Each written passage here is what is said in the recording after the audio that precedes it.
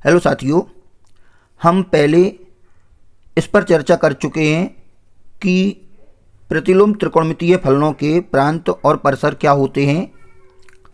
तो इसलिए हमने इसमें एक टेबल में पहले से लिख रखे हैं। साइन इनवर्स का प्रांत और परिसर साइन इनवर्स x है, तो x की वैल्यू प्रांत यानी इसमें x क्या क्या हो सकता है। तो इसमें -1 से +1 के बीच में हम कुछ भी चीज़ लिख सकते हैं, यानी इसकी वैल्यू -1 से +1 कुछ भी हो सकती है। यहाँ पे 1.1 नहीं आ सकता क्योंकि साइन में 1.1 किसी की वैल्यू नहीं होती। -1 और +1 के बीच में ही वैल्यू आ सकती है, -1 और +1 इंक्लूड रह सकता है इसमें। और इसका जो परिसर है वो -π/2 से +π/2 है, क्योंकि हम जानते हैं कि इनवर्स फंक्शन उन्हीं फलनों का होता है जो 1/(1)(2) यानी बाइजेक्टिव दोनों होती हैं। बाइजेक्टिव होती हैं मतलब 1/1 और 1/2 दोनों होती हैं, उन्हीं का इन्वर्स संभव है।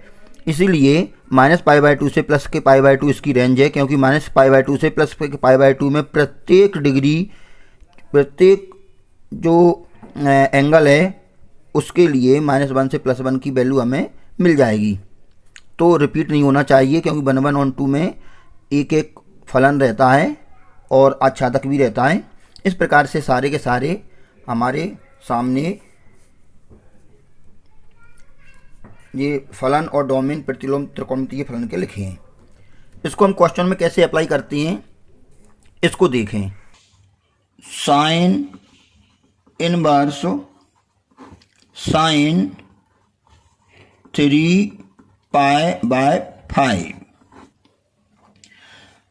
अब इस पर हम चर्चा करते हैं कि साइन इनवर्स साइन 3π/5, हम 3π/5 की वैल्यू देखते हैं कि कितनी होती है। जैसे 3π यानी 180 डिग्री और 5 तो कितना आ जाएगा। यदि हम इसको देखेंगे तो हो जाएगा 5 × 15 और 5 × 36, और इसको हम मल्टीप्लाई करेंगे तो हो जाएगा 3 × 6 यानी 3 × 18 और 108 डिग्री, ये टोटल वैल्यू है। अब हमने देखा साइन इनवर्स और ये पूरा का पूरा x कहलाएगा। जब ये पूरा x है तो हमने देखा कि इधर साइन इनवर्स x, तो x की वैल्यू -1 से प्लस के 1 होना चाहिए, जो यहाँ पर लिखेंगे। तो इसमें उन्होंने ये पूरा का पूरा दे रखा है, तो इसमें हमें कोई डिस्कस नहीं करना, क्योंकि इसकी जो भी वैल्यू आएगी, क्योंकि इसके साइन की वैल्यू -1 +1 के बीच में आएगी, तो यानी यहाँ पे जो भी वैल्यू होगी वो -1 और +1 के बीच में होगी। लेकिन साइन इनवर्स और ये पूरा जो x है, तो साइन इनवर्स x, तो साइन इनवर्स x जो यानी जो उसको पूरे फंक्शन को हमने माना बाय, तो बाय में जो बाय की वैल्यू है वो परिसर है, तो वो -π/2 से प्लस के π/2 यानी माइनस के 90 डिग्री से प्लस के 90 डिग्री आना चाहिए। तो चूँकि -90 डिग्री और +90 डिग्री है, तब हमने देखा कि ये 90 डिग्री से तो ज़्यादा है, तो फिर इसके लिए हमें इसको कुछ एडजस्ट करना पड़ेगा। इसके लिए हम साइन से साइन काट के इसकी 3π/5 वैल्यू लिख सकते थे। साइन से साइन इनवर्स से साइन कैंसिल होके, यानी ये कैंसिल हो जाएगा, आपस में कट जाएगा, तो 3π/5 इसका आंसर आ सकता था। लेकिन इसकी वैल्यू 108 डिग्री है, जो कि 90 से ज़्यादा है, इसलिए हम ऐसा नहीं लिख सकते, इसको थोड़ा हमें सॉल्व करना पड़ेगा। तो साइन इनवर्स और लिखेंगे साइन पाई माइनस, और इसको हम 5 यदि एलसीएम लेंगे तो यहाँ पर 2π, क्योंकि 5π ये हो जाएगा, 5π में से 2π जाएगा तो 3π। इस प्रकार से हम इसको ऐसे लिख सकते हैं। और sign inverse sign 180 minus theta, pi minus theta कौन से कोऑर्डिनेट में जाता है, सेकंड वाले में। तो सेकंड में साइन पॉजिटिव रहता है और पाई में चेंज नहीं होता 180 में, तो sine 180 minus theta sine theta ही रहेगा, साइन 2π/5। अब हम देखते हैं जी π/5 कितना था, π/5 था 36, और 36 का 2 में मल्टीप्लाई कर रहे हैं, तो जे इसकी जो वैल्यू आएगी 2π/5 की वैल्यू आएगी, वो आएगी 72, जो कि 90 से कम है। यानी ये वाली वैल्यू हमारी एक्सेप्टेबल है, जी हम इसको एक्सेप्ट कर सकते हैं। तो साइन से साइन इनवर्स से साइन कैंसिल होके यही 2π/5 ये हमारा मुख्य मान आ गया। हमने यहाँ पर भी साइन इनवर्स से साइन कैंसिल किया और यहाँ पे भी साइन इनवर्स से साइन कैंसिल हो रहा था, लेकिन यहाँ पर हम कैंसिल नहीं करेंगे क्योंकि इसकी जो वैल्यू आ रही थी वो 90 से एबव आ रही थी, 108 आ रही थी, और हमने यहाँ से साइन इनवर्स से साइन कैंसिल कर दिया। अब जो वैल्यू है वो हमारे 90 से कम, यानी 90 माइनस π/2 से प्लस के π/2 के बीच में है। यानी हम यहाँ पर लिख भी सकते हैं कि माइनस के π/2 से प्लस के π/2 के बीच में ये वैल्यू है, इसलिए ये हमारी इसका मुख्य मान है। इसी प्रकार हम एक और क्वेश्चन लेते हैं। इसके लिए हमने मान लिया कि cos इनवर्स cos 7π/6।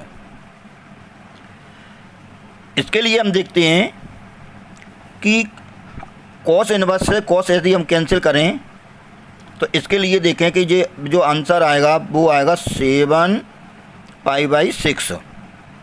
ये वैल्यू होती है π/6 यानी 30 डिग्री, और 7 21 210 डिग्री आ गया। π/6 हो गया तो ये 30 हो गया, 30 का 7 में करेंगे 21 210 डिग्री। और cos इनवर्स की जो हमने रेंज देखी है वो कितनी थी, 0 से π, ये उसकी रेंज रहती है 0 से π, यानी 180, 0 और 180 के बीच में ही इसकी वैल्यू आ सकती है। तो ये 210 यानी 180 से ज़्यादा आ गया, इसलिए हम cos इनवर्स से cos कैंसिल नहीं कर सकते और इसको हमें कुछ सॉल्व करना पड़ेगा। जो OT में आते हैं इस प्रकार के क्वेश्चन बड़े मोस्ट रहते हैं और अधिकतर स्टूडेंट गलती कर देते हैं कि वो समझते हैं कि cos इनवर्स से cos कैंसिल हो जाएगा और जो बचेगा वो आंसर आ जाएगा, पर ऐसा नहीं है। इसके लिए हमें 0 से π के बीच वाला आंसर चाहिए और ये 7π/6 210 होता है, जो कि π से ज़्यादा है। इसके लिए हम क्या करेंगे, cos इनवर्स और cos, इसको भी हम π प्लस π/6 देखें। हमने cos π प्लस π/6 इसको यदि हम करेंगे तो 6 और एक 7π/6 हो जाएगा।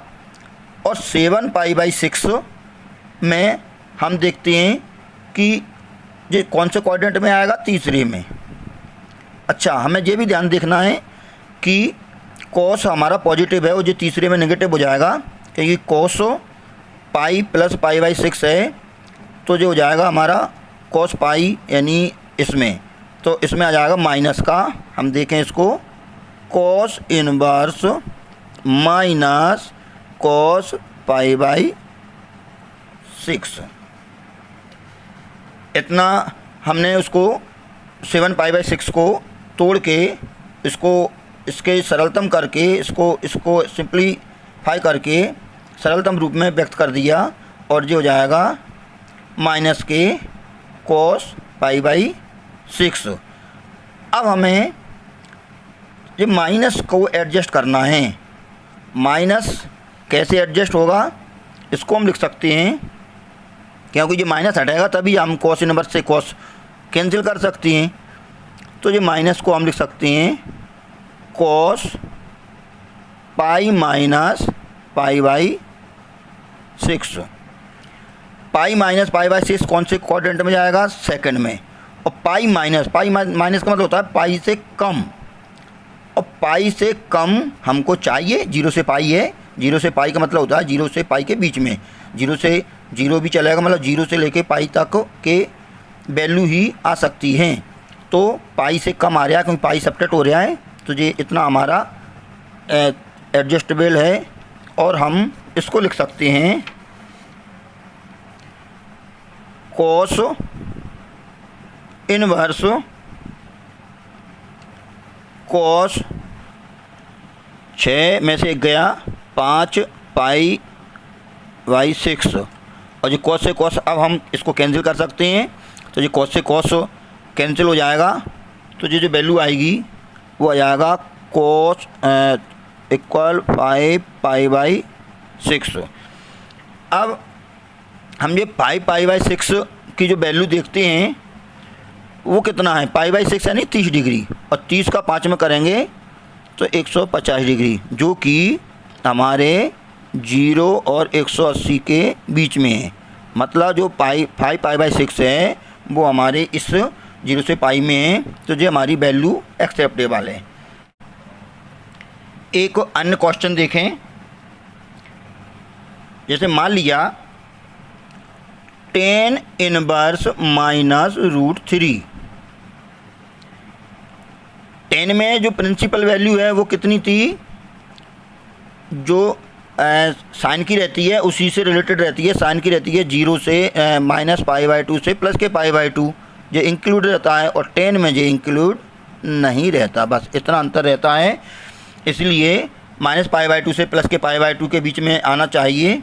तो हम ये देखते हैं कि tan इनवर्स √3 किसकी वैल्यू है, पहले देखें तो tan इनवर्स माइनस और √3 है tan में π/3 यानी 60 डिग्री की। अब ये माइनस हमको एडजस्ट करना है, तो tan इनवर्स और ये लिख देंगे tan माइनस के π/3,